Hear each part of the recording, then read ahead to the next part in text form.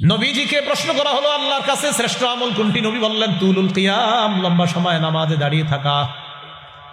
শীতকাল চলতেছে, একটু চেষ্টা করবেন রাতের বেলা উঠে আল্লাহর দরবারে একটু হাজিরা দেওয়ার জন্য।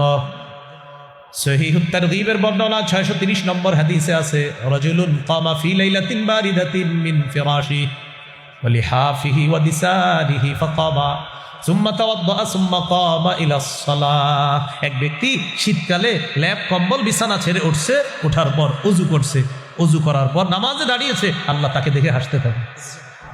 দেখো করে কি, শীতের রাতেও পড়তেছে কি, ফেরেশতাদেরকে বলে, ও ফেরেশতারা, আমার এই বান্দা কেন দাঁড়িয়েছে আল্লাহ তো জানে। আল্লাহ একটা সাক্ষী রাখার জন্য বলতেছে, মা হামালা আব্দি হাদা আলা মা সানা। আচ্ছা, আমার বান্দা এই শীতের রাতে নামাজে কেন দাঁড়িয়েছে ফেরেশতারা একটু বলো তো। ফেরেশতারা জবাব দেয়, রাজা মা ইনদাকা ওয়া শাফকাতাম মিম্মা ইনদাক। আল্লাহ আপনার কাছ থেকে সওয়াবের আশায় আর আপনার আযাবের ভয়ে নামাজে দাঁড়িয়েছে। আল্লাহ তাআলা বলেন, আতাইতুহু মা রাজা, সে যে আশায় দাঁড়িয়েছে তোমরা সাক্ষী থাকো, আমি তাকে দিয়ে দিলাম।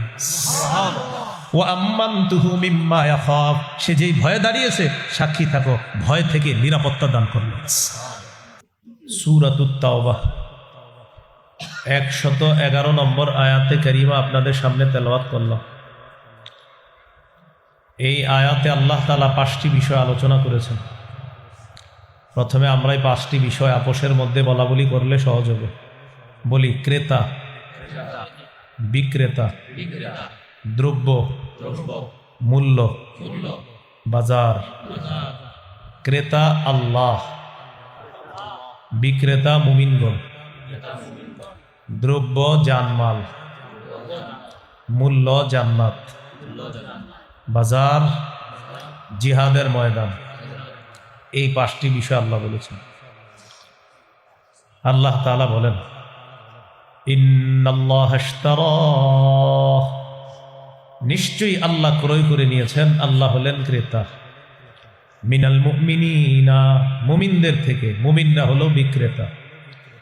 আনফুসাহুম ওয়া আমওয়ালাহুম, তাদের জানমাল হলো দ্রব্য। বিআন্না লাহুমুল জান্নাহ, এই জানমালের মূল্য আল্লাহ পরিশোধ করবে আল্লাহর দেওয়া জান্নাত দিয়ে। সুবহানাল্লাহ। ইউকাতিলুনা ফি সাবিলিল্লাহ ফায়াকতুলুনা ওয়া ইউকতালুন, তারা আল্লাহর রাস্তায় লড়াই করবে, কাফেরদেরকে হত্যা করবে, তাদেরকে শহীদ করা হবে। জিহাদের ময়দান এটা হলো সেই বাজার। তাহলে ক্রেতা আল্লাহ, বিক্রেতা মুমিনগণ, দ্রব্য জানমাল, মূল্য জান্নাত, বাজার হলো জিহাদের ময়দান। জিহাদের নিয়ত আছে সবার ইনশাআল্লাহ। আল্লাহ তৌফিক দান করেন। সূরাতুল হুজুরাতের 15 নম্বর আয়াত, 26 পারা 16 নম্বর পৃষ্ঠা। আল্লাহ তাআলা বলেন, ইন্নামাল মুমিনুনাল্লাযীনা আমানু বিল্লাহি ওয়া রাসূলিহি সুম্মা লাম ইয়ারতাবু ওয়া জাহাদু বিআমওয়ালিহিম ওয়া আনফুসিহিম ফি সাবিলিল্লাহ। আল্লাহ তাআলা বলেন, খাঁটি মুমিন তারা যারা আল্লাহকে বিশ্বাস করে, রসুলকে বিশ্বাস করে, নিজেদের জানমাল নিয়ে আল্লাহর রাস্তায় লড়াই করে। যারা আল্লাহ বিশ্বাস করে, রসুল বিশ্বাস করে, একটুও সন্দেহ করে না, নিজেদের জানমাল নিয়ে আল্লাহর রাস্তায় জিহাদ করে, আল্লাহ বলেন তারাই খাঁটি মুমিন। উলাইকা হুমুস সাদিকুন, আল্লাহ তাআলা বলেন তারাই খাঁটি সত্যবাদী, তারাই প্রকৃত সত্যবাদী মুমিন। এখানে 3টা কথা বলা হয়েছে। আল্লাহকে বিশ্বাস করা, রাসূলুল্লাহ সাল্লাল্লাহু আলাইহি সাল্লামকে বিশ্বাস করা, জানমাল নিয়ে আল্লাহর রাস্তায় লড়াই করা। আমাদের জীবনে 8টা জিনিস আছে খুব পছন্দের। এই 8টা জিনিসের চাইতে বেশি ভালোবাসতে হবে আল্লাহকে, রসুলকে এবং জিহাদকে। সূরাতুত তাওবার 24 নম্বর আয়াতে আল্লাহ তাআলা বলেন, কুল ইন কানা আবাউকুম ওয়া আবনাউকুম ওয়া ইখওয়ানুকুম ওয়া আজওয়াজুকুম ওয়া আশীরাতুকুম ওয়া আমওয়ালুন ইকতারাফতুমুহা ওয়া তিজারাতুন তাখশাউনা কাসাদাহা ওয়া মাসাকিনু তারদাউনাহা আহাব্বা ইলাইকুম মিনাল্লাহি ওয়া রাসূলিহি ওয়া জিহাদিন ফি সাবিলিহি ফাতারাব্বাসু হাত্তা ইয়াতিয়াল্লাহু বিআমরি। আল্লাহ তাআলা বলেন, ইন কানা আবাউকুম, যদি তোমাদের মা বাবা, ওয়া আবনাউকুম, যদি তোমাদের সন্তান, ওয়া ইখওয়ানুকুম, যদি তোমাদের ভাই বোন, ওয়া আজওয়াজুকুম, যদি তোমাদের স্ত্রীগণ, ওয়া আশীরাতুকুম, যদি তোমাদের পরিবার, ওয়া আমওয়ালুন ইখতারাফতুমুহা, যদি তোমাদের সম্পদ, ওয়া তিজারাতুন তাখশাউনা কাসাদাহা, যদি তোমাদের ব্যবসা, ওয়া মাসাকিনু তারদাউনাহা, যদি তোমাদের প্রিয় বাসস্থান। এই 8টা জিনিস যদি আহাব্বা ইলাইকুম মিনাল্লাহ, আল্লাহর চেয়ে অধিক পছন্দের হয়, ওয়া রাসূলি, রসুলের চেয়ে বেশি পছন্দের হয়, ওয়া জিহাদিন ফি সাবিলি, এবং আল্লাহর রাস্তায় জিহাদের চেয়ে যদি বেশি পছন্দ হয় এই 8টা জিনিস, ফাতারাব্বাসু হাত্তা ইয়াতিয়াল্লাহু বিআমরি, তাহলে অপেক্ষা করো, আল্লাহ তোমাদের উপর গজব নিয়ে আসবে, এই গজব আনা পর্যন্ত অপেক্ষা করো। বলি নাউযুবিল্লাহ। আয়াত থেকে কি শিখলাম? বাবা মার চেয়ে, সন্তানের চেয়ে, ভাই বোনের চেয়ে, স্ত্রীর চেয়ে, পরিবারের চেয়ে, সম্পদের চেয়ে, ব্যবসার চেয়ে, প্রিয় বাসস্থানের চেয়ে আল্লাহকে, রসুলকে আর জিহাদকে বেশি ভালোবাসতে হবে। সূরাতুস সাফফি 11 নম্বর আয়াত, 28 পারা, 11 নম্বর পৃষ্ঠা, 10 থেকে 13 নম্বর আয়াত, 28 পারা 11 নম্বর পৃষ্ঠা, 10 থেকে 13 নম্বর আয়াত, সূরাতুস সাফফি। আল্লাহ তাআলা বলেন, ইয়া আইয়ুহাল্লাযীনা আমানু হাল আদুল্লুকুম আলা তিজারাতিন তুনজিকুম মিন আযাবিন আলীম তুমিনুনা বিল্লাহি ওয়া রাসূলিহি ওয়া তুজাহিদুনা ফি সাবিলিল্লাহি বিআমওয়ালিকুম ওয়া আনফুসিকুম। আল্লাহ বলেন, হে ঈমানদারগণ, আমি কি তোমাদেরকে এমন একটা ব্যবসার কথা বলবো যে ব্যবসা তোমাদেরকে যন্ত্রণাদায়ক আযাব থেকে রক্ষা করবে। সেই ব্যবসা কি? তুমিনুনা বিল্লাহ, আল্লাহকে বিশ্বাস করবা, ওয়া রাসূলি, রাসূলকে বিশ্বাস করবা, ওয়া তুজাহিদুনা ফি সাবিলিল্লাহি বিআমওয়ালিকুম ওয়া আনফুসিকুম, জান মাল নিয়ে আল্লাহর রাস্তায় লড়াই করবা, জিহাদ করবা। এটা হলো সেই ব্যবসা। এই ব্যবসা তোমাদেরকে যন্ত্রণাদায়ক আযাব থেকে রক্ষা করবে। এটা 1 নাম্বার উপকার। 2 নাম্বার, যালিকুম খায়রুল লাকুম ইন কুনতুম তা'লামুন, এটাই তোমাদের জন্য কল্যাণ যদি তোমরা জানতে, যদি তোমরা বুঝতে, এটাই তোমাদের জন্য কল্যাণ। 3 নাম্বার উপকার, ইয়াগফির লাকুম যুনুবাকুম, আল্লাহ বলেন তোমাদের আগের সবগুলা গুনাহ আল্লাহ মাফ করে দিবেন।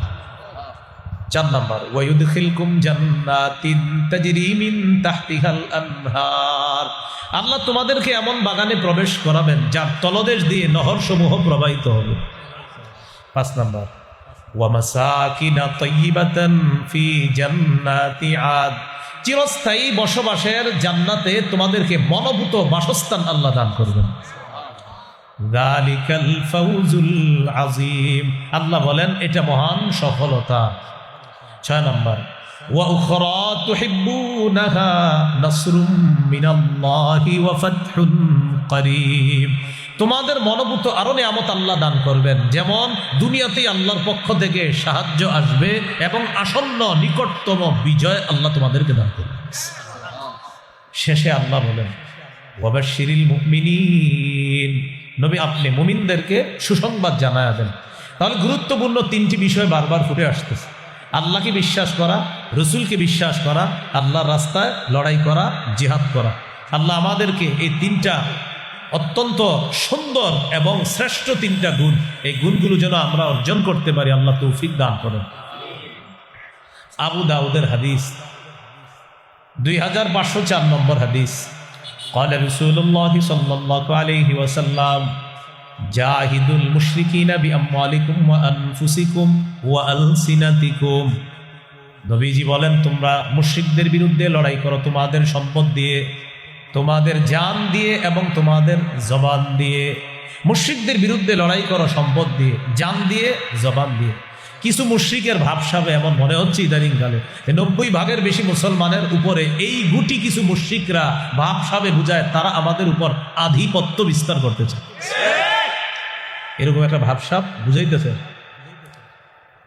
রাসূলুল্লাহ সাল্লাল্লাহু আলাইহি সাল্লাম বলেন, এদের বিরুদ্ধে লড়াই করবা, সম্পদ দিয়ে লড়াই করবা, জান দিয়ে লড়াই করবা, আর তোমাদের জবান দিয়ে তোমরা লড়াই করবা। মুশরিক যারা যারা শিরকে লিপ্ত থাকে আর আমাদের দেশ নিয়ে ষড়যন্ত্র করে, ওলামায়ে কেরাম, খতিব, ইমাম, তাদের প্রত্যেকের দায়িত্ব কর্তব্য এখন তাদের ব্যাপারে ছোট থেকে বড়, গ্রাম থেকে শহর, উপশহর, প্রতিটা মুসলমানকে সচেতন করে তোলা। এটা দায়িত্ব কর্তব্য। তাহলে জিহাদের নিয়ত আছে তো ইনশাআল্লাহ। বাকি আমরা জিহাদ কখন করব? আমাদের দেশের বিজ্ঞ মুফতি সাহেব যারা, তারা ফতোয়া দিবে, তারপর ইনশাল্লাহ আমরা এই মানসিকতা এখন থেকে রাখতে হবে যে কখনো যদি আল্লাহ সুযোগ আসে তো আমি সবার আগে জিহাদে যাব ইনশাআল্লাহ। যদি নিয়ত না থাকে জিহাদের তাহলে কিন্তু সমস্যা আছে। সহিহ মুসলিমের বর্ণনা 1910 নম্বর হাদিস, قال رسول الله صلى الله عليه وسلم من مات ولم يغزو ولم يحدث به نفسه مات على شعبة من النفاق। কোন মুসলমান মারা গেল আর জিহাদ করলো না, অথবা জিহাদের সংকল্প করলো না, সে মুনাফিকি মৃত্যুবরণ করলো। বলি নাউজুবিল্লাহ। কি মৃত্যুবরণ করলো? মুনাফিকি মৃত্যুবরণ করলো।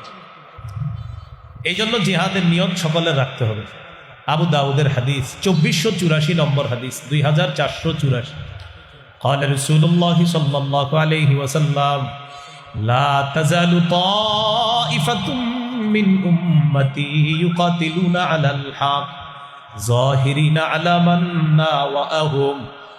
রাসূলুল্লাহ সাল্লাল্লাহু আলাইহি সাল্লাম বলেন, আমার উম্মতের একটা দল সদা সর্বদা হকের পক্ষে লড়াই করবে, বাতিল তাদের বিরুদ্ধে যারা থাকবে ওই বাতিলদের মোকাবেলায় আমার উম্মতের হক দলটাকে আল্লাহ চূড়ান্ত বিজয় দান করবে।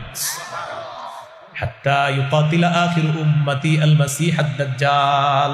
লড়াই চলতে চলতে আমার উম্মতের সর্বশেষ দলটা দাজ্জালের বিরুদ্ধে লড়াই করবে, আর তাদেরকেও আল্লাহ তাআলা দাজ্জালের বিরুদ্ধে বিজয় দান করবেন।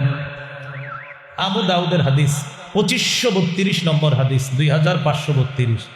قال رسول الله صلى الله عليه وسلم ثلاثة من أصل الإيمان। নবীজি বলেন ঈমানের মূল বিষয় হলো তিনটি। সবাই শিখি, কয়টি? বলেন, ঈমানের মূল বিষয় কয়টি? এক নম্বর, আল কাফু আম্মান ক্বালা লা ইলাহা ইল্লাল্লাহ। যে ব্যক্তি বলে লা ইলাহা ইল্লাল্লাহ, তাকে কথার কষ্ট দেওয়া যাবে না, কর্মের কষ্ট দেওয়া যাবে না। এক নম্বর ঈমানের মূল বিষয়, যে বলে লা ইলাহা ইল্লাল্লাহ তাকে কথার কষ্ট দেওয়া যাবে না, কর্মের কষ্ট দেওয়া যাবে না। দুই নম্বর, ওয়ালা নুকাফিরুহু বিযামবিন। যে ব্যক্তি বলে লা ইলাহা ইল্লাল্লাহ তাকে সামান্য কোনো গুনাহের কারণে আমরা কাফের বলবো না। লা ইলাহা ইল্লাল্লাহ বলে তো এই ব্যক্তির একটা গুনাহ হয়ে গেছে, আপনি মুখের উপরে বলে দিলেন তুই কাফের, এরকম আমরা বলবো না। এটা বলবে কারা? উলামায়ে কেরাম, ফতোয়া বিভাগে গবেষণা করে তারা বলবে এই গুনাহে মানুষ কাফের হয় কিনা। তো আপনি মুখের উপরে কথায় কথায় কাফের মেরে দিয়েন না। এটা দুই নম্বর। তিন নম্বর, ওয়ালা নুখরিজুহু মিনাল ইসলামি বিআমাল। কোন মুসলমানের একটা আমল দেখলাম আর তাকে আমরা ইসলাম থেকে বের করে দিলাম, এমনটা করব না। একটা আমল দেখে বলে দিলাম আপনি ইসলাম থেকে বের হয়ে গেছেন, এমনটা আমরা বলবো না। তাহলে ঈমানের মূল বিষয় কয়টা প্রিয় ভাইয়ারা? এক নাম্বার, যে বলে লা ইলাহা ইল্লাল্লাহ তাকে কথা দিয়ে কষ্ট দেওয়া যাবে না, কর্ম দিয়েও কষ্ট দেওয়া যাবে না। কথার কষ্টটা এটা ভুলেও দিয়েন না। যেমন আমি এখানে আসার পর মাদ্রাসার মোতামিম সাহেব বসতে বলছিল, উনি হয়তো রাগ করছে, আমি বসি নেই ভিতরে, আমি পাশে বসেছিলাম। আমি বসি না আসলে নিজের সেলফ ডিফেন্স বলতে পারেন। আমি কোথাও বসলে আমার দ্বারা গীবত হতে পারে, এই জন্য আমি মজলিস এড়ায় চলি খুব। হয়তো মাহফিলে, না হয় বাসায়, না হয় সন্তান নিয়ে মাদ্রাসায়, এই তিন জায়গা ছাড়া কোথাও পাবেন না, আমার কোনো মজলিসে পাবেন না। তো এই যে হয়তো ক্লাসে পাবেন, না হয় মাহফিলে, না হয় আমি পরিবার নিয়ে আসি। অন্য কোথাও আমি বসি না, আমার নিজের জন্য। আমার দ্বারা গীবত হয়ে যেতে পারে, কারণ জবান এটা নিয়ন্ত্রণ নাও থাকতে পারে। আলোচক মানুষ, জবান তো প্রচুর চলে, কখন কারে কি বলে ফেলি। তো এই জন্য আমি নিজেই বসি না, এটা আমার মনে করতে পারেন কমতি আছে। কেন বসি না আমি? রাসূলুল্লাহ সাল্লাল্লাহু আলাইহি সাল্লামকে এক সাহাবী প্রশ্ন করলেন, উকবা ইবনে আমের। কি নাম? উকবা ইবনে আমের রাদিয়াল্লাহু তাআলা। তিরমিজি 2404 নম্বর হাদিস এবং 2405, 2406 নম্বর হাদিসও আছে। عن عقبة بن عامر رضي الله تعالى عنه قال قلت يا رسول الله ما النجاة। উকবা ইবনে আমির রাদিয়াল্লাহু তাআলা আনহু বলেন, আমি বললাম ইয়া রাসূলুল্লাহ মান নাজাত, মুক্তির উপায় কি আপনার কাছে জানতে চাই। হুজুর মুক্তির উপায় কয়টা? নবীজি বললেন মুক্তির উপায় মৌলিকভাবে তিনটা। বলেন মুক্তির উপায় কয়টা? এক নাম্বার নবীজি বললেন, এক নাম্বার মুক্তির উপায় হলো আমসিক আলাইকা লিসানাক, তোমার জবানটা তুমি নিয়ন্ত্রণ করবা, এটা তোমার মুক্তির এক নাম্বার উপায়।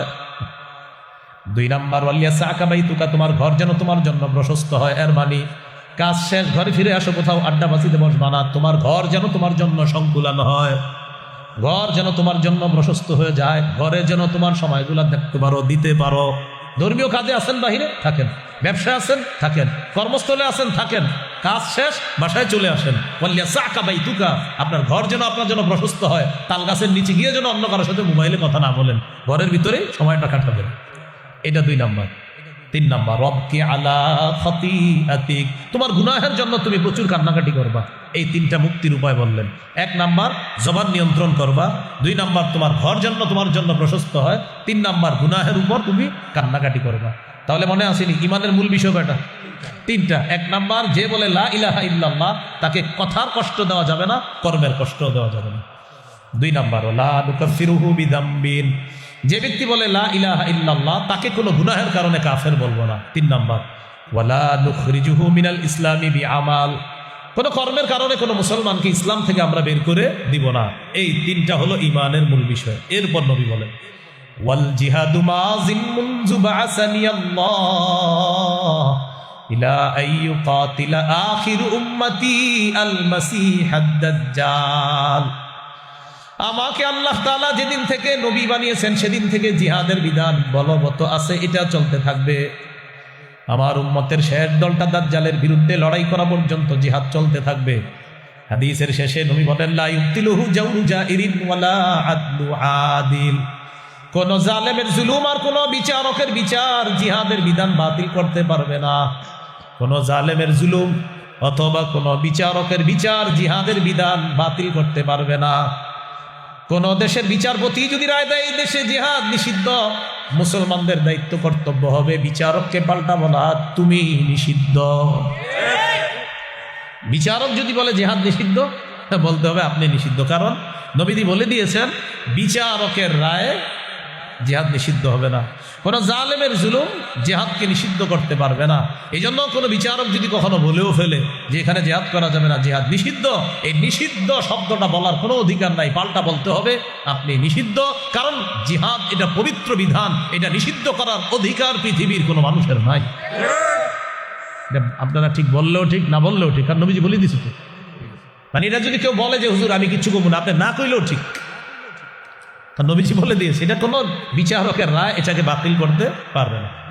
আল্লাহ আমাদেরকে বুঝার তৌফিক দান করেন। তাহলে জিহাদের নিয়ত আছে তো সবার ইনশাআল্লাহ? মনে আসেনি আলোচনা করতে গিয়ে শুরু হয়েছে বিক্রেতাকে আল্লাহ, বিক্রেতা মুমিনগণ, দ্রব্য জানমাল, মূল্য জান্নাত, বাজার জিহাদের ময়দান। ওই জিহাদের ময়দানে আছি আমরা, জিহাদ নিয়ে আসি। তিরমিজির বর্ণনা 1655 নম্বর হাদিস। عن أبي هريرة رضي الله تعالى عنه قال قال رسول الله صلى الله عليه وسلم ثلاث حق على الله عونهم, তিন ব্যক্তিকে সাহায্য করা আল্লাহ তাআলা নিজের উপর ওয়াজিব করে নেয়। তিন ব্যক্তিকে সাহায্য করা আল্লাহ নিজের উপর ওয়াজিব করে নেয়। এক নম্বর আল মুজাহিদু ফি সাবিলিল্লাহ, যে মুজাহিদ আল্লাহর রাস্তায় জিহাদ করে তাকে সাহায্য করা আল্লাহ নিজের উপর ওয়াজিব করে নেন। দুই নাম্বার আল মুকাতাবুল্লাযী ইউরিদুল আদা, চুক্তিকৃত গোলাম, মনিবের সাথে চুক্তি করছে এই পরিমাণ টাকা দিলে মনিব তাকে আজাদ করে দিবে, এই গোলামকে গোলামীর জিনজির থেকে আবদ্ধ করার জন্য, মুক্ত করার জন্য আল্লাহ তাআলা তাকে সাহায্য করা নিজের উপর ওয়াজিব করে নেন। তিন নম্বর ওয়ান নাকিহুল্লাযী ইউরিদুল আফাফা, ওই ব্যক্তি, যেই ব্যক্তি বিয়ের মাধ্যমে নিজেকে পুত পবিত্র করতে চায় তাকে সাহায্য করা আল্লাহ নিজের উপর ওয়াজিব করে দেন। বিয়ের মাধ্যমে নিজেকে পবিত্র করবে তাকে সাহায্য করা আল্লাহ নিজের উপর ওয়াজিব করে দেন। এখন আমরা যারা বিয়ে করব পবিত্র হব কি? পবিত্র হওয়ার আগে যা শুরু হয়, কন্যাকে দেখতে গেছেন আলহামদুলিল্লাহ, ভালো কথা। ছেলে পক্ষের 14 গোষ্ঠী নারী যারা আছে সবাই যাক, সমস্যা নেই, কথার কথা। কিন্তু বিয়ের আগে ওই মেয়েটাকে আপনার বাবা মানে মেয়ের হুবো শ্বশুর যিনি, তিনি তাকে দেখা হারাম। বলেন, তিনি তাকে দেখা কি হারাম? কিন্তু দেখা যাচ্ছে ছেলের বাবা ছেলের যে বিবি হবে অর্থাৎ পুত্রবধূকে বিয়ের আগে দেখতে যায়, এটা দেখা সম্পূর্ণ হারাম। বলেন, সম্পূর্ণ কি হারাম? এই একটা হারাম। দ্বিতীয় আরেকটা হারাম আছে, মোটামুটি আলোচনা চলছে বিয়ে শাদীর, কন্যা পক্ষ ছেলে পক্ষকে ফোন দিছে, কিছু বললেন না তো আপনারা? ছেলে পক্ষে জানায়, ছেলের দুলাভাই আমেরিকা থাকে, দুলাভাই মেয়ের ছবি দেখবে, দেখার পর হ্যাঁ অথবা না বলবে, কারণ বিয়েটা দুলাভাই করবে, এজন্য দুলাভাই হ্যাঁ অথবা না বলবে। হ্যাঁ, এই জাতীয় বেহায়া আর নির্লজ্জ মার্কা কিছু মানুষও আপনি সমাজে পাবেন। যে বিয়ে করবে সে পছন্দ করলো কিনা এটা ব্যাপার না, বন্ধুদেরকে বলে তোরা দেখ, তোদের যদি পছন্দ হয় আমি বিয়ে করব, কারণ আল্লাহ জানে। আল্লাহ আমাদেরকে হেফাজত করেন। ভাই, নির্লজ্জতা সমাজের মধ্যে ছড়িয়ে দিব না আমরা, বুঝে আসছে তো সবার? তো যাই হোক, আমাদের আলোচ্য বিষয় বিয়ে না, আলোচ্য বিষয় জিহাদ। মুজাহিদকে সাহায্য করা আল্লাহ তাআলা নিজের উপর ওয়াজিব করে নেয়। সহিহ বুখারীর বর্ণনা 3123 নম্বর হাদিস। এই হাদিসের বর্ণনাকারী আবু হুরায়রা রাদিয়াল্লাহু তাআলা তিনি বলেন, عن أبي هريرة رضي الله تعالى عنه قال قال رسول الله صلى الله عليه وسلم تكفل الله لمن جاهد في سبيل الله لا يخرجه إلا الجهاد في سبيله وتصديق كلماته بأن يدخله الجنة أو يرجعه في مسكنه الذي خرج منه ما نال من أجر أو غنيمة। এই হাদিসটি একটু বুঝেন। এক ব্যক্তি জিহাদে বের হয়েছে, আল্লাহর রাস্তায় জিহাদে গেছে, তার উদ্দেশ্য শুধুমাত্র আল্লাহকে খুশি করার জন্যই জিহাদ করা, এই নিয়তেই গেছে। এই নিয়তে যদি কেউ জিহাদে যায়, আল্লাহ দায়িত্ব নিয়ে নেয় তাকে শহীদ করে হয়তো জান্নাতি দিবেন, অথবা গাজী বানিয়ে প্রচুর গনিমতের মাল সহ তার বাসায় আল্লাহ তাকে ফিরায় দেবেন। এখান থেকে একটা বিষয় জানলাম, জিহাদ হতে হবে একমাত্র কার জন্য? নাসাইর একটা হাদিস শুনেন, নাসাই শরীফের বর্ণনা 3140 নম্বর হাদিস। রাসূলুল্লাহ সাল্লাল্লাহু আলাইহি সাল্লামকে এক ব্যক্তি প্রশ্ন করলেন, আরাআইতা রাজুলান গাজা ফি সাবিলিল্লাহি ইয়ালতামিসুল আজরা ওয়াদ যিকরা ফামা লাহু ইয়া রাসূলুল্লাহ। নবীকে প্রশ্ন করলেন, ইয়া রাসূলুল্লাহ, এক ব্যক্তি আল্লাহর রাস্তায় লড়াই করেছে, তার উদ্দেশ্য হলো দুইটা। এক নাম্বার আল্লাহর কাছ থেকে সওয়াব কামাই করা, দুই নাম্বার মানুষ তাকে বাহবা দিবে আর বলবে বজ মুজাহিদ, অনেক বিখ্যাত মুজাহিদ, এই কারণে সেই লড়াই করছে। দুই নিয়তে লড়াই করছে, আল্লাহ তাকে প্রতিদান দিবে আর মানুষ তাকে বড় মুজাহিদ বলবে, এই দুই নিয়তে সে লড়াই করছে। ফামা লাহু ইয়া রাসূলুল্লাহ, হুজুর সে কি সওয়াব পাবে, কি প্রতিদান পাবে? ফাকালা রাসূলুল্লাহ সাল্লাল্লাহু আলাইহি ওয়াসাল্লাম লা শাইআ লাহু, সে কিছুই পাবে না। আ'আদাহা সালাসা মাররাত, প্রশ্নটা নবীকে তিনবার করলেন, আল্লাহ নবী তিনবার জবাব দিলেন, লা শাইআ লাহু, লা শাইআ লাহু, লা শাইআ লা, সে কিছুই পাবে না, সে কিছুই পাবে না, সে কিছুই পাবে না। হাদিসের শেষে নবী বলেন, ইন্নাল্লাহা লা ইয়াকবালু মিনাল আমালি ইল্লা মা কানা লাহু খালিসা, আল্লাহ বান্দার কোনো আমল ততক্ষণ কবুল করেন না যতক্ষণ আমলটা ইখলাসের সাথে না হবে। তাহলে প্রিয় ভাইরা, এখান থেকে একটা কথা আমরা সবাই বলি, আজকে থেকে যা করব ইখলাসের সাথে করব। বলেন ইনশাআল্লাহ। তাহলে দুটি বাংলা ছোট্ট করে আমার সাথে একটু আপনারা বলেন, বলেন খাঁটি, বিশুদ্ধ। আল্লাহর জন্য আমল করলে সে আমলকে খাঁটি আমল বলে। রাসূলুল্লাহ সাল্লাল্লাহু আলাইহি ওয়াসাল্লামের বলেন পদ্ধতি অনুযায়ী আমলটি করলে সেই আমলকে বিশুদ্ধ আমল বলে। আল্লাহর জন্য হলে খাঁটি, নবীর তরিকা অনুযায়ী হলে বিশুদ্ধ। বলেন, কোন আমল যদি খাঁটি এবং বিশুদ্ধ হয় সে আমল আল্লাহ কবুল করেন, আল্লাহ কবুল করেন। তাহলে আজকে থেকে যা করবো আমি দেখবো যে আমার আমলটা খাঁটি, খাঁটি হবে আল্লাহর জন্য হলে। এরপরে চিন্তা করবো আমি কি বিশুদ্ধ আমল করলাম, বিশুদ্ধ কিভাবে? নবীর তরিকা অনুযায়ী করলে। তাহলে আমি যা করব আল্লাহর জন্য করছি, আচ্ছা খাঁটি হলো। নবীর তরিকা অনুযায়ী করছি, আচ্ছা করলাম, তাহলে বিশুদ্ধ হলো। খাঁটি বিশুদ্ধ আল্লাহ কবুল করবে। আল্লাহ কথাগুলো বোঝার তৌফিক দান করুন, আমিন। তো বলছিলাম জিহাদ করতে হবে একমাত্র কার জন্য? সহিহ মুসলিমের বর্ণনা 1878 নম্বর হাদিস, মাদ্রাসা পাঠ্যপুস্তক অনুসারে মোট হাদিস সংখ্যা হবে 3033টা। قال رسول الله صلى الله عليه وسلم মাসালুল মুজাহিদি ফি সাবিলিল্লাহ কামাসালিস সাইমিল কাইমিল কানিতি বিআয়াতিল্লাহ লা ইফতিরু মিন সিয়ামিন ওয়ালা সালাতিন হাত্তা ইয়ারজিআল মুজাহিদু ফি সাবিলিল্লাহ। খুব মন দিয়ে বুঝুন। এক ব্যক্তি রোজাদার, নামাজে দাঁড়াইছে, তেলাওয়াত করতেছে। দেখেন, রোজাদার নামাজে তেলাওয়াত, তাহলে আল্লাহু আকবার। উনি রোজাদার, আবার নামাজে আছে, আবার তেলাওয়াত করতেছে। লা ইফতিরু মিন সিয়ামিন ওয়ালা সালাতিন, তিনি রোজা রাখার কারণে ক্লান্ত হয় না, তেলাওয়াত করার কারণে ক্লান্ত হয় না। তাহলে ক্লান্তিহীন রোজা, ক্লান্তিহীন নামাজ, ক্লান্তিহীন তেলাওয়াত তিনি করতেছে। এই ক্লান্তিহীন রোজা, নামাজ, তেলাওয়াতে তিনি যেই সওয়াব পাবে, মুজাহিদ আল্লাহর রাস্তায় পা রাখার পর ফিরে আসার আগ পর্যন্ত ক্ষণে ক্ষণে আল্লাহ তাকে সেই সওয়াব দিবেন। আল্লাহ প্রত্যেকটা মুসলমানকে জিহাদের জজবা দান করেন। আমাদের মা বোনরা এখন থেকে যেন সন্তানদেরকে শৈশব থেকেই মুজাহিদ বানানোর চেষ্টা করে, ফিকির করে, আল্লাহ তৌফিক দান করে। অভিভাবকদের মাথায় ঢুকে গেছে জিহাদ মানে ইন্না লিল্লাহ। জিহাদ মানে কি, মানে এইটা আবার কি কথা না? 13 বছর কাফেররা নির্যাতন করছে। রাসূলুল্লাহ সাল্লাল্লাহু আলাইহি সাল্লাম কাবা চত্বরে নামাজ পড়তে গেছে। উকবা ইবনে আবি মুআইত এইভাবে চাদর পেঁচায়, বুখারীর বর্ণনা, দুই দিক থেকে এইভাবে টান দিছে, এবং জোরে টান দিছে।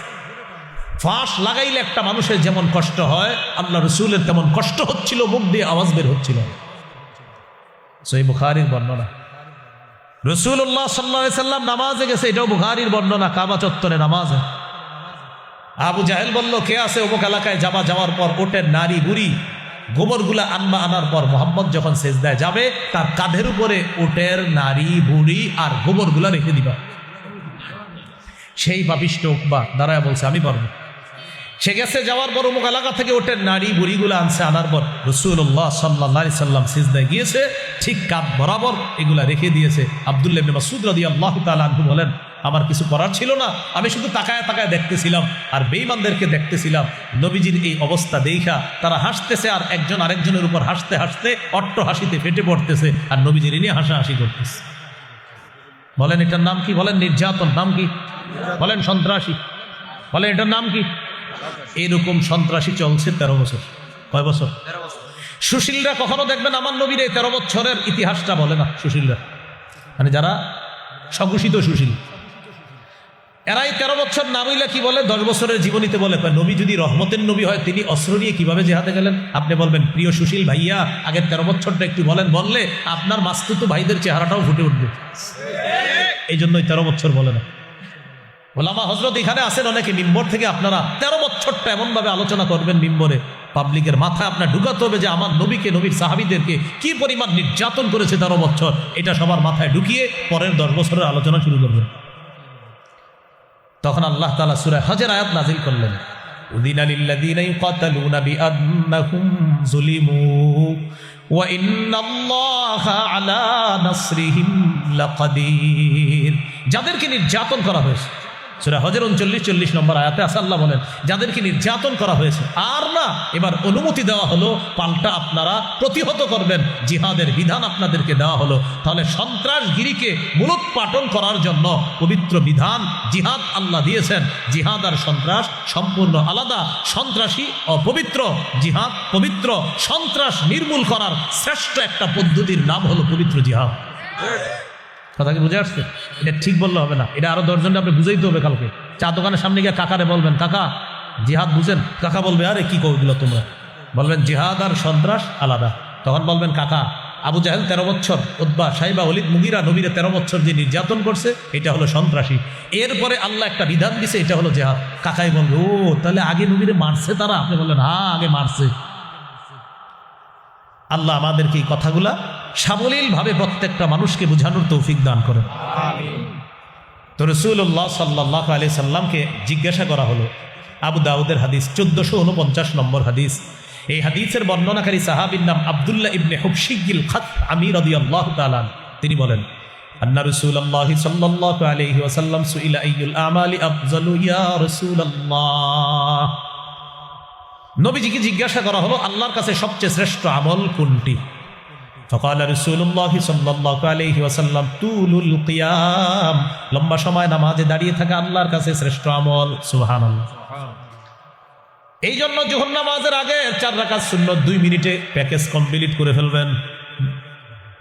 মসজিদে ঢুকার পর দেখে আর জামাতের আছে 2 মিনিট, সে আপনাদের দেখাই দিবে যে 2 মিনিটে 4 রাকাত কিভাবে পড়া যায়। তুমি দেখো, আমার নাম অমুক, পারলে তুমি দেখাও। এরকম করবো আমরা? এই জিনাটা শুধু বললেন না, দিল থেকে বলেন, আসলে করবেন? আমার আপনার পাশে লোকেরা এরকম করতেছে। আল্লাহু আকবার। কিভাবে 2 মিনিটে দেখবেন আপনি কমপ্লিট পুরো প্যাকেজ 4 রাকাত পড়া, এরপর আবার তাসবিহ পড়বে সুবহানাল্লাহ।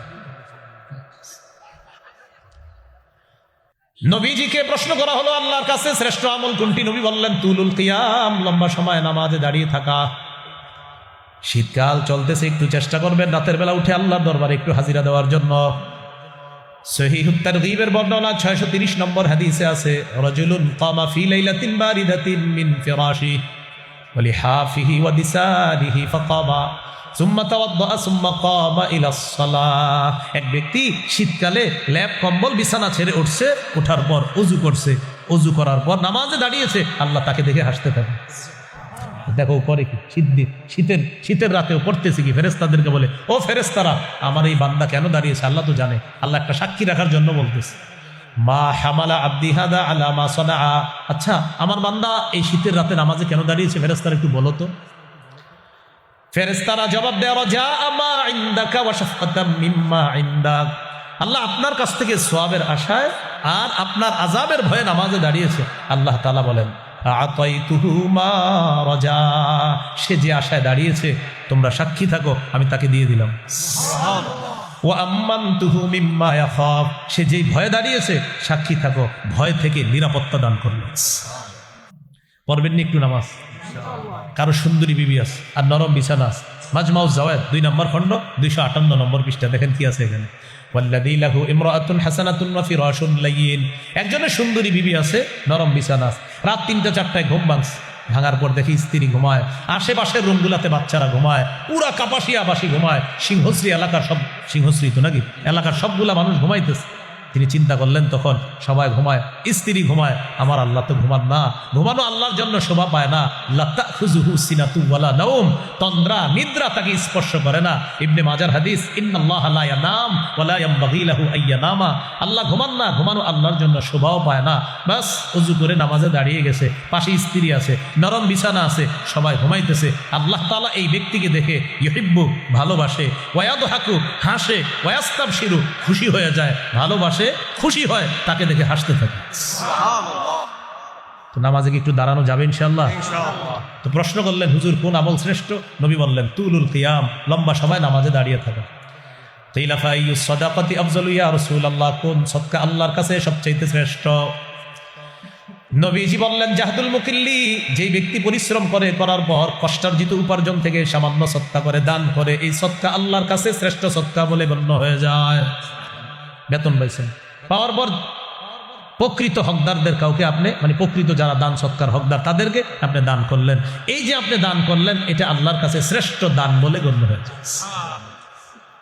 কিলা ফাইয়ুল হিজরাতি আফজালু ইয়া রাসূলুল্লাহ, হুজুর আল্লাহর কাছে সবচেয়ে শ্রেষ্ঠ হিজরত কোনটি? নবীজি বললেন আল্লাহর কাছে শ্রেষ্ঠ হিজরত হলো মান হাজারা মা হারামাল্লাহু আলাইহি, আল্লাহ যা হারাম করেছেন এই হারাম থেকে বেঁচে থাকা, এটা আল্লাহর কাছে সবচেয়ে শ্রেষ্ঠ হিজরত বলে গণ্য হয়। কিলা ফাইয়ুল জিহাদি আফজালু ইয়া রাসূলুল্লাহ, আল্লাহর কাছে সবচেয়ে শ্রেষ্ঠ জিহাদ কোনটি? নবীজি বললেন মান জাহাদাল মুশরিকিনা বিমালিহি ওয়া নাফসিহি, যে ব্যক্তি নিজের জান মাল নিয়ে আল্লাহর রাস্তায় লড়াই করে, এই জিহাদ আল্লাহর কাছে সর্বশ্রেষ্ঠ জিহাদ বলে গণ্য হয়ে যায়। এখানে একটা বিষয়, নারীদের জন্য সর্বোত্তম জিহাদ কোনটা? সহিহ বুখারীর বর্ণনা 1520 নম্বর হাদিস। عن عائشة أم المؤمنين رضي الله تعالى عنها قلت يا رسول الله نرى الجهاد أفضل العمل يا رسول الله أفلا نجاهد। আম্মাজান বললেন ইয়া রাসূলুল্লাহ, আমরা দেখি জিহাদ হলো শ্রেষ্ঠ আমল, আমরা নারীরা কি জিহাদ করব না? নবীজি বললেন লা, না তোমরা সশস্ত্র জিহাদ করবে না। তাহলে হুজুর আমরা ফজিলত দরকার নাই? নবীজি বললেন তোমাদের জিহাদ হলো হাজ্জুন মাবরুরুন, হজ করবা, এই হজ তোমাদের জন্য সর্বোত্তম জিহাদ হয়ে যায়। নারীদের জিহাদ সর্বোত্তম জিহাদ হলো হজ করা। নারীদের সর্বোত্তম জিহাদ কোনটা ভাই? হজ করা। আল্লাহ কথাগুলো মনে রাখার তৌফিক দান করেন। হাদিস কিন্তু এটা শেষ হয়নি। কোনটা? ওই যে আবু দাউদের 1449, সর্বশেষ প্রশ্ন। ফাআইয়ুল কতলি আশরাফু ইয়া রাসূলুল্লাহ, আল্লাহর কাছে সবচেয়ে শ্রেষ্ঠ মহামর্যাদাপূর্ণ হত্যাকাণ্ড কোনটা, শাহাদাত কোনটা? নবীজি বললেন, মান উহরিকা দামুহু ওয়া উকিরা জাওয়াদুহু, যে মুজাহিদকে আল্লাহর রাস্তায় শহীদ করা হলো আর তার ঘোড়াটাকেও শহীদ করা হলো, এই মুজাহিদের শাহাদাত আল্লাহর কাছে শ্রেষ্ঠ শাহাদাত বলে গণ্য হয়েছে। তাহলে আমরা নতুন আলোচনায় চলে আসলাম, শাহাদাত বলেন কি? তাহলে জিহাদের ময়দান, জিহাদ আলোচনা করতে করতে আমরা চলে আসলাম শাহাদাত বা শহীদ হওয়া। এখন বলেন শহীদ হওয়ার নিয়ত আসেনি সবাই? সবাই বলেন নিয়ত আছে? আচ্ছা, এই সিংহশ্রী এলাকার এক ব্যক্তি নিয়ত করছে সোহাগপুরের, আল্লাহ আমি তো সোহাগপুরের মানুষ, আপনি যদি কখনো সুযোগ করে দেন আমি শহীদ হব, আল্লাহ আমার পাক্কা নিয়ত, এরকম নিয়ত করছে। সহিহ মুসলিমের বর্ণনা 1909 নম্বর হাদিস, 1909 নম্বর হাদিস। قال رسول الله صلى الله عليه وسلم من سأل الله الشهادة بصدق بلغه الله منازل الشهداء وإن مات على فراشه। কোন ব্যক্তি দিল থেকে নিয়ত করেছে আল্লাহ আমি শহীদ হব, এই ব্যক্তি যদি সোহাগপুর থেকে নিয়ত করে আর সোহাগপুরের তার ঘরের বিছানায়ও মারা যায়, আল্লাহ তাআলা তাকে শহীদদের মর্যাদায় পৌঁছায় দিবেন। তাহলে শহীদ হওয়ার নিয়ত আছে ইনশাআল্লাহ। তিরমিজির হাদিস 1656 নম্বর হাদিস। عن أبي هريرة رضي الله تعالى عنه قال قال رسول الله صلى الله عليه وسلم لا يكلم أحد في سبيل الله والله أعلم بمن يكلم في سبيله إلا جاء يوم القيامة واللون لون الدم والريح ريح المسك। এক ব্যক্তি আল্লাহর রাস্তায় গেছে, যাওয়ার পর তার আঘাত লাগছে শরীরে, এই যে আঘাত লাগলো সে আঘাত প্রাপ্ত হলো, কিয়ামতের ময়দানে এমন অবস্থায় উঠবে তার রং হবে রক্তের রং আর শরীর থেকে বেশক আম্বরের ঘ্রাণ বের হবে। তিরমিজির 1661 নম্বর হাদিস। قال رسول الله صلى الله عليه وسلم ما من أحد من أهل الجنة يسده أن يرجع إلى الدنيا غير الشهيد। আপনি একটু তাড়াতাড়ি যান ভাই, এই গাড়ির নাম কি নসিমন? আচ্ছা টমটম ভাই, একটু তাড়াতাড়ি যান। আচ্ছা, জান্নাতে যারা থাকবে তাদের কেউ দুনিয়াতে আসতে চাইবে না, কিন্তু শহীদ দুনিয়াতে বারবার আসতে চাইবে। সুবহানাল্লাহ। ভাই আবার বলছি, জান্নাতের কেউ দুনিয়াতে আসতে চাইবে না, শহীদ বারবার দুনিয়াতে আসতে চাইবে। কেন? নবীজি বলেন ফাইন্নাহু ইউহিব্বু আন ইয়ারজি'a ইলা দুনিয়া ওয়া ইয়াকুল হাত্তা উকতালা 10 মাররাত। শহীদ দুনিয়াতে আসতে চাইবে, বলবে আমাকে আবার শহীদ করা হোক, আবার জিন্দা করা হোক, আবার শহীদ করা হোক, কমপক্ষে 10 বার যেন শহীদ করা হয়। মিম্মা ইয়ারা মিম্মা আতাহুল্লাহু মিনাল কারামা। শহীদের যে পুরস্কার তিনি পেয়েছেন, নবী বলেন এই পুরস্কার পাওয়ার কারণে তার মন চাইবে আমি আবার দুনিয়াতে যাব, আবার শহীদ হব, আবার যাব, আবার শহীদ হব, বারবার আমি শহীদের পুরস্কার আল্লাহর কাছ থেকে নিতে চাই। তাহলে শহীদের কিছু পুরস্কারের কথা শোনা দরকার আসেনি? আচ্ছা, তিরমিজির 1663 নম্বর হাদিস, মন দিয়ে শুনুন। قال رسول الله صلى الله عليه وسلم للشهيد عند الله 6 خصال। আল্লাহর কাছে শহীদের 6টা পুরস্কার আছে স্পেশাল। কয়টা? 1 নম্বর ইউগফারু লাহু ফি আউয়ালি দাফআ ওয়া ইউরা মাকআদুহু মিনাল জান্নাহ। শহীদের শরীর থেকে রক্তের প্রথম ফোঁটাটা একদিক দিয়ে পড়তেছে, অন্যদিকে তার সব গুনাহ মাফ, আর সাথে সাথে জান্নাতে তার আসনটা তাকে দেখানো।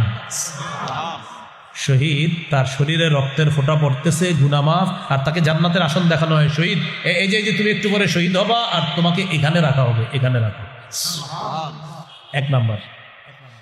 2 নম্বর ইউজারু মিন আযাবিল কবরি। কবরের আযাব থেকে শহীদকে নিরাপত্তা দেওয়া হবে। 3 নম্বর আমানু মিনাল ফাজাইল আকবার। কিয়ামতের ময়দানের বিভীষিকাময় মুহূর্ত আর জাহান্নামের আযাব থেকে শহীদ নিরাপত্তা লাভ করবে, এগুলা নিয়ে শহীদের কোনো টেনশন নাই। 4 নম্বর ইউদউ আলা রাসিহি তাজুর ওয়াকারিল ইয়াকুতাতু মিনহা খায়রুম মিনাদ দুনিয়া ওয়া মা ফিহা। জান্নাতের মরমর পাথর খচিত মুকুট শহীদের মাথায় পরিয়ে দেওয়া হবে, যেই পাথরের মূল্য দুনিয়া আর দুনিয়ার মধ্যে যা কিছু আছে আসমান জমিনের মাঝে এর চাইতে আরো বেশি দাম। 5 নাম্বারটা কি বলবো? সবাই বলেন, আরো সুন্দর করে বলেন। দেখেন 5 নাম্বারটা কি? ওয়া ইউজাওয়াজু 72 যাওজাতাম মিনাল হুরিল ঈন। 72 জন হুরকে শহীদের সাথে বিয়ে দেওয়া হয়। 6 নম্বর ওয়া ইউশাফাউ ফি 70 মিন আকারিবিহি। শহীদের নিকটাত্মীয়দের মধ্য থেকে কমপক্ষে 70 জনের ব্যাপারে তার সুপারিশ কবুল করা হবে। তো এটা হলো নবীজি বলছেন শহীদ এই পুরস্কার পাবে, কিন্তু আরো যে কি পুরস্কার আছে এটা আল্লাহ ভালো জানেন। ওই পুরস্কার দেখা শহীদ বারবার চাইবে আমি দুনিয়াতে যাব আবার শহীদ হব, আবার যাব আবার শহীদ হব। আল্লাহ আমাদেরকে শাহাদাতের তামান্না দান করেন, সদা সর্বদা প্রস্তুত থাকবো, আল্লাহ সুযোগ করে দিলে আমি শহীদ হব ইনশাআল্লাহ। আবু দাউদের হাদিস 2520 নম্বর হাদিস, 2520। এই হাদিসের বর্ণনাকারী আব্দুল্লাহ ইবনে আব্বাস রাদিয়াল্লাহু তাআলা আনহুমা তিনি বলেন قال رسول الله صلى الله عليه وسلم لما أصيب إخوانكم بأحد جعل الله أرواحهم في جوف طير خضر। উহুদের যুদ্ধে তোমাদের ভাইয়েরা শহীদ হওয়ার পর আল্লাহ তাআলা তাদের আত্মাগুলা সবুজ পাখির পেটের মধ্যে ঢুকিয়ে দিয়েছেন। উহুদের যুদ্ধে তোমাদের ভাইয়েরা শহীদ হয়েছে, তাদের আত্মাগুলা আল্লাহ সবুজ পাখির পেটের মধ্যে দিয়ে দিয়েছে। তো পাখিরা কি করে? উড়ে বেড়ায়। তারিদু আনহারুল জান্নাতি ওয়া তাকুলু মিন সিমারিহা। এই পাখিগুলা ঝর্ণাসমূহের উপরে উড়ে বেড়ায়, ওয়া তাকুলু মিন সিমারিহা, আর জান্নাতের ফলমূল খেয়ে বেড়ায়। জান্নাতে উড়ে বেড়ায় আর জান্নাতের ফলমূল খেয়ে বেড়ায়। এবার দেখেন ওয়া তাবি ইলা কানাদিলা মিন যাহাবিন মুআল্লাকাতিন ফি জিল্লিল আরশ। আরশের ছায়া তলে স্বর্ণ দ্বারা তৈরি করা ফানুস আছে, এই ফানুসের উপর গিয়ে ওই পাখিরা বসবে, বসে আপোষের মধ্যে খুশ গল্প করবে শহীদরা। তো শহীদদের গল্পগুলো একটু শোনা দরকার আছে না? তো দেখেন কি গল্প করে। ফালাম্মা ওয়াজাদু তিবা মাকালিহিম ওয়া মাশরাবিহিম ওয়া মাকিলিহিম। শহীদরা যখন তাদের মনোভূত খাবার পেল, পানীয় পেল, বাসস্থান পেল, তখন শহীদরা আপোষের মধ্যে বলা বলি করে মাইয়ুবাল্লিগু আন্না ইখওয়ানানা। আচ্ছা, আমাদেরকে যে আল্লাহর পক্ষ থেকে রিজিক দেওয়া হচ্ছে, আমাদের এই বিষয়টা, আমরা যে জীবিত আর আমাদেরকে রিজিক দেওয়া হয়, এটা দুনিয়ায় জীবিত ভাই যারা আছে তাদেরকে কে জানাবে? শহীদরা বসে বসে বলতেছে যে আমাদের দুনিয়ার ভাইদেরকে এই কথাগুলো কে পৌঁছায় দিবে? আল্লাহ তাআলা জবাব দেয় উবাল্লিগুহুম আনকুম, আমি আল্লাহ তোমাদের বিষয়গুলা দুনিয়াতে জানায় দিচ্ছি। তখন আল্লাহ সূরা আলী ইমরানের 169 নম্বর আয়াত নাজিল করছে, 4 পারা 11 নম্বর পৃষ্ঠা, হাফিজি কুরআন মাজিদ অনুযায়ী সূরা আলী ইমরান 169 নম্বর আয়াত। আল্লাহ বলেন ওয়ালা তাহসাবান্নাল্লাযীনা কুতিলু ফী সাবিলিল্লাহি আমওয়াতা। যারা আল্লাহর রাস্তায় শহীদ হয় তাদেরকে মৃত মনে করো না, বাল আহইয়াউন, বরং তারা জীবিত। ইনদা রাব্বিহিম ইউরযাকুন, তাদেরকে তাদের রবের কাছে রিজিকের ব্যবস্থা করা হয়, রিজিক দেওয়া হয়। ফারিহিনা বিমা আতাহুমুল্লাহু মিন ফাদলি। আল্লাহ তাদেরকে যে অনুগ্রহ দান করেছেন এটা নিয়ে শহীদরা উল্লাসিত, শহীদরা আনন্দিত। ওয়াস্তাবশিরুনা বিল্লাযীনা লাম ইয়ালহাকু বিহিম মিন খালফিহিম আল্লা খাউফুন আলাইহিম ওয়ালা হুম ইয়াহজানুন। শহীদরা আনন্দ উল্লাস করে এই ভেবে এখনো তাদের সাথে দুনিয়ার যারা মিলিত হয় নাই তাদেরকে নিয়ে তারা গর্ববোধ করে যে দুনিয়ায় আমাদের জীবিত ভাই যারা আছে তারা শহীদ হবে আর আমাদের মতো এরকম নিয়ামত পাবে, তাদের কোনো ভয় নাই, তাদের কোনো চিন্তা নাই। আমাদেরকে নিয়ে শহীদরা গর্ববোধ করে যে আমাদের মতো যারা শহীদ হবে আমাদের ভাইয়ারা, তাদের কোনো ভয় নাই, তাদের কোনো চিন্তা নাই। এটা নিয়ে তারা আনন্দ উল্লাস করতে থাকে, তারা গর্ব করতে থাকে। তাহলে শহীদ হওয়ার নিয়ত আছে ইনশাআল্লাহ।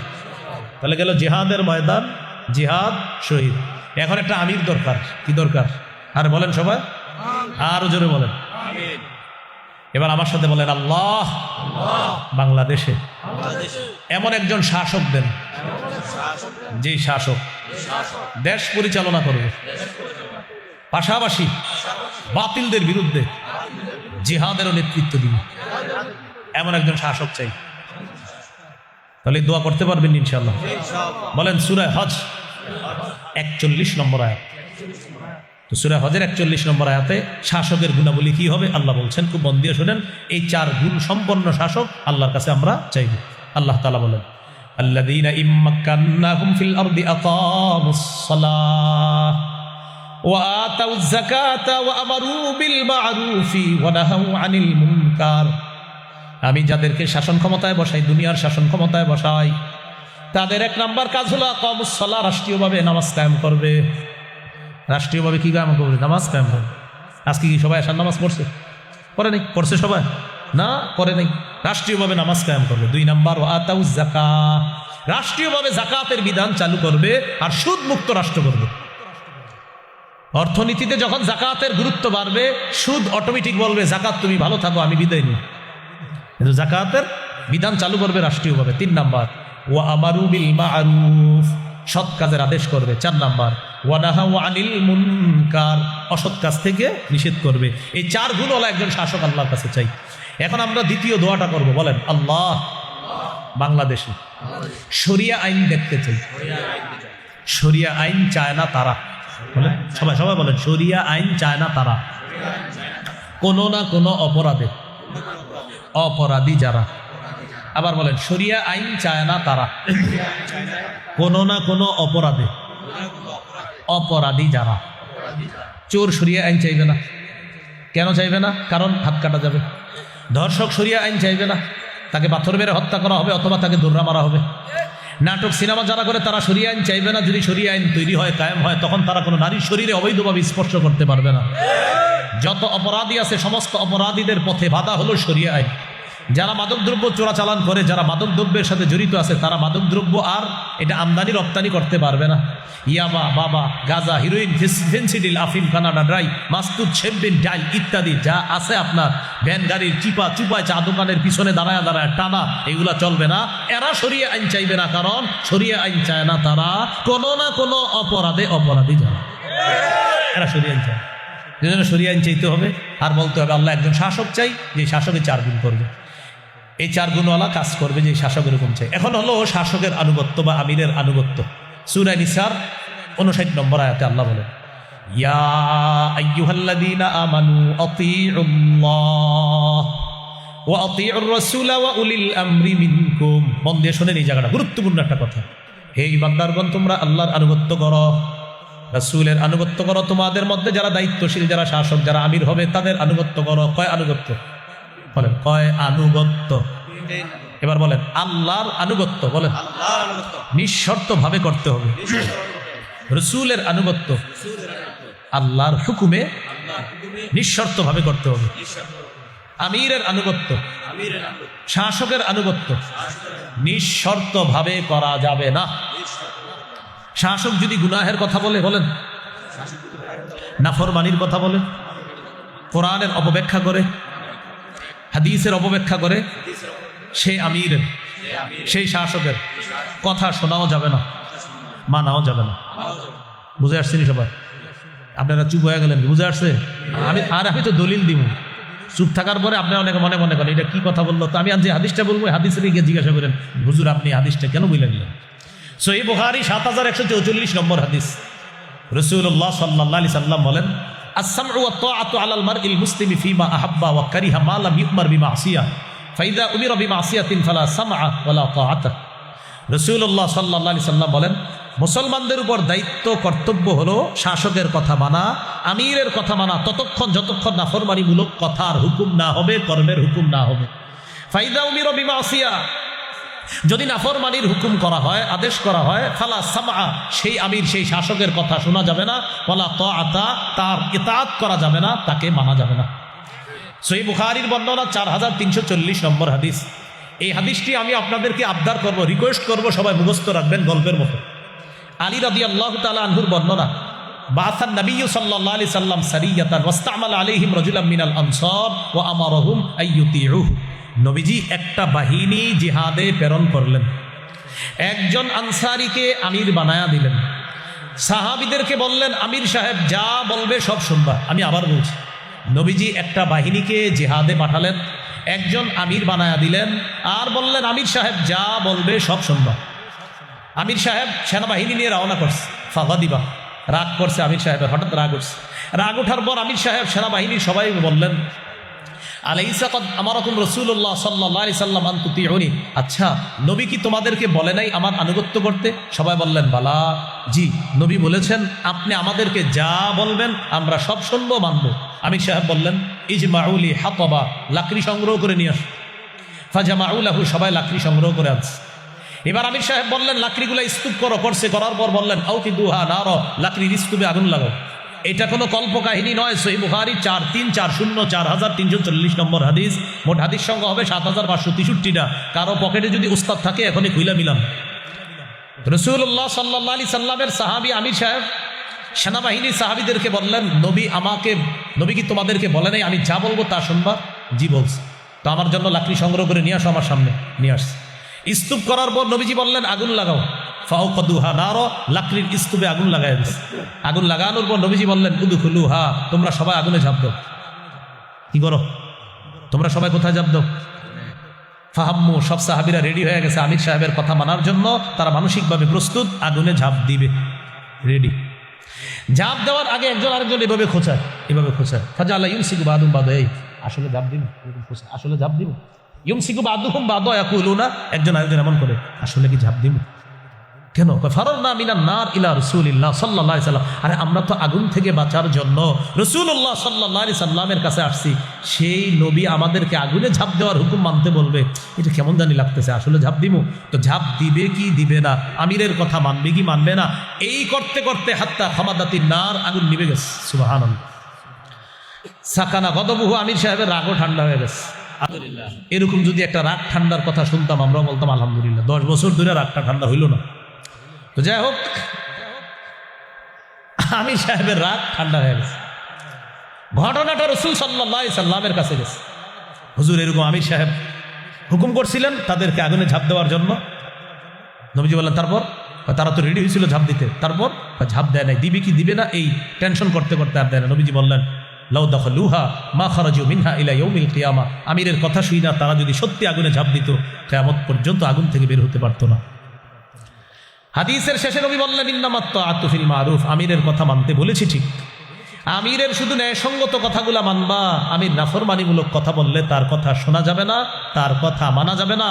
আমির যদি কোরআন সুন্নাহের অপব্যাখ্যা করে, আলেমরা যদি সেই অপব্যাখ্যা ধরিয়ে দেয়, ভাই 2-4 জন আলেম ভুল করতে পারে, লাখ লাখ আলেম ভুল করতে পারে না। লাখ লাখ আলেম যদি আমিরের ভুল ধরিয়ে দেয়, সেক্ষেত্রে আমিরের এই ভুলকে ভুল মেনে নেওয়াটা বুদ্ধিমানের কাজ হবে, এবং তার সঙ্গ ত্যাগ করে ওলামায়ে হযরতদের তত্ত্বাবধানে চলতে পারাটা, এটা হবে বুদ্ধিমানের কাজ। আলেমদের কথাকে উপেক্ষা করা হবে হতভাগা হওয়ার লক্ষণ। এই জন্য সবাইকে বলবো আল্লাহর হস্তে মেহেরবানি করে ওলামায়ে কেরামের কথা মানার চেষ্টা করবেন। ওলামায়ে কেরাম নবীর ওয়ারিস হিসাবে আপনাদের কাছে কোনটা পথভ্রষ্টতার রাস্তা আর কোনটা হেদায়েতের রাস্তা, কোনটা গুমরাহির রাস্তা, এটা স্পষ্ট করে দেয় আলেমরা। এই জন্য আপনারা তাদের কথাগুলা গ্রহণ করবেন। এই জন্য আমরা আলেমদের কথায় সাড়া দিয়ে আগামী, বলেন সবাই, আগামী 31 জানুয়ারি, 1-2 ফেব্রুয়ারি টঙ্গীর মাঠে উপস্থিত হব ইনশাআল্লাহ। কি মনে থাকবে ইনশাআল্লাহ? আল্লাহ তাআলা তৌফিক দান করেন। 4টি আলোচনা হলো, দেখি আপনারা মন দিয়ে বলবেন। ক্রেতাকে আল্লাহ, বিক্রেতা মুমিনগণ, দ্রব্য, জানমাল, মূল্য, জান্নাত, বাজার, জিহাদের ময়দান, এইগুলো 1 নম্বর আলোচনা। 2 জিহাদ, জিহাদের নিয়ত আসেনি সবার? 3 শহীদ হওয়ার নিয়ত আছে তো সবার ইনশাআল্লাহ? 4 নাম্বার, জিহাদের ময়দানে একজন নেতার দরকার, এই নেতৃত্বের যে 4 গুণাবলী হবে, এমন একজন শাসক আল্লাহর কাছে চাইব, যে শাসক 4টা কাজ করবে, এমন একজন শাসক আল্লাহর কাছ থেকে আমরা চেয়ে নিব। আল্লাহ তৌফিক দান করেন। সর্বশেষ মাশাআল্লাহ এখানে ইসলামী মাইন্ডের অনেকে আছে, সবার প্রতি আবদার থাকবে। এখানে মনে হয় বিএনপির একজন উনিও ভাষণ দিয়েছেন, তার প্রতিও আবদার থাকবে আমরা ভবিষ্যতে যেই দলেরই প্রধান, এই প্রধানদেরকে আমরা পুরুষ ভাবার চেষ্টা করি, আপাতত আর নারী ভাবার চেষ্টা না করাই ভালো। এই জন্য আমরা সবাই পুরুষদেরকে ভাবার চেষ্টা করি। রাসূলুল্লাহ সাল্লাল্লাহু আলাইহি সাল্লাম বলেছেন লা ইউফলিহা কওমুন ওয়াল্লাহু আমরাহুম ইমরাআ, ওই জাতি কিছুতেই সফল হবে না যে জাতি তাদের নেতৃত্বে কোনো নারীকে বসায় দেয়, সেই জাতি কখনো সফল হবে না। সর্বশেষ কথা, সামনে যারা আছেন 2 হাত তোলেন, সামনে সামনে, আপনারা মঞ্চে না, শুধু প্যান্ডেলের নিচে 2 হাত তোলেন, আপনারাও টান টান করে তোলেন। এতক্ষণ আলোচনায় কি কিছু শিখতে পারছি আমরা 2 দল মিলে? বলেন আলহামদুলিল্লাহ। সবাই কি কিছু শিখতে পারছি বলেন? তাহলে শিখতে যেহেতু পারছি, এই জন্য আপনাদের প্রতি একটা আবদার, সর্বশেষ একটা আমল দিব। আমলটা করবেন নি? এইভাবে বলেন করবো ইনশাআল্লাহ। সবাই বলেন করবো ইনশাআল্লাহ। আমি উঠার পরে একজনও উঠবেন না। তুলে রাখেন। হ্যাঁ, কেউ উঠবেন না, মুসাফা করবেন না। এই সভাপতি সাহেব আলোচনা করবে, দোয়া করবে, এরপর আপনারা এখান থেকে যাবেন। আর কেউ, আমরা একটু হাত তুলে রাখি মসজিদের জন্য, এখান থেকে 2-1 জন যাবে আপনাদের কাছে, আমরা কেউ উঠবো না, হাতগুলো এইভাবে রাখি, যাওয়ার পরে মসজিদের জন্য আমরা একটু দান করি। ভাই 2-4 জন একটু চলে যাই, স্বেচ্ছায় কয়েকজন আমরা পিছন থেকে 2-3 জন যুবক ভাই রুমাল নিয়ে পিছন থেকে আমরা একটু ভিতরে আসি, আর এদিক থেকে আমরা 2-4 জন যাই, আমরা কেউ উঠবো না, মাঠ থেকে উঠবো না, ঠিক আছে? এবার হাত নামান। হ্যাঁ আল্লাহ, আমি যাওয়ার পর যারা যারা বসে থাকবে তাদের সাথে আপনি জান্নাতে দেখা করায় দিন। আমিন। দোয়াটা শুনছেন নি পুরাটা?